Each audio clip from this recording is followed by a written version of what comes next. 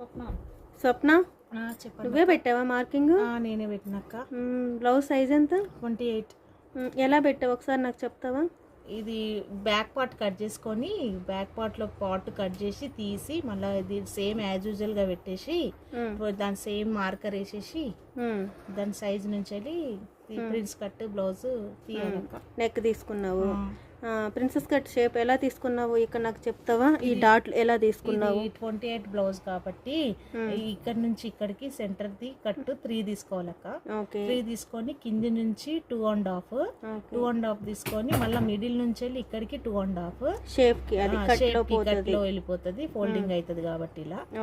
ఇక్కడ నుంచి ఇటు స్ట్రేట్ గా చంక సైడ్ నుంచి 2 ఇంచెస్ గ్యాప్ ఇచ్చేసి 1/2 ఇంచ్ గ్యాప్ ఇచ్చేసి ఇక్కడ పెట్టుకోవాలా.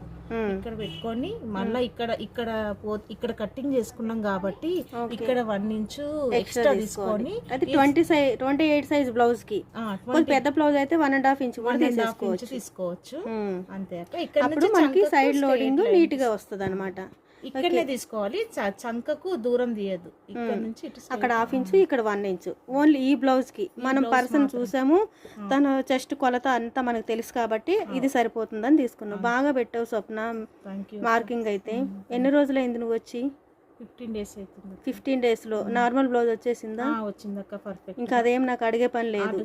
నెక్స్ట్ ప్రిన్సెస్ కట్ బాగానే పెట్టావు. మొన్న ఒక్క రోజు విన్నావు, రెండో రోజు పెట్టేసావు. వేరే వాళ్ళకి చెప్తుంటే చూసినాను, క్యాచ్ చేసి ఇప్పుడు పెట్టిన. Okay, very good. Thank you.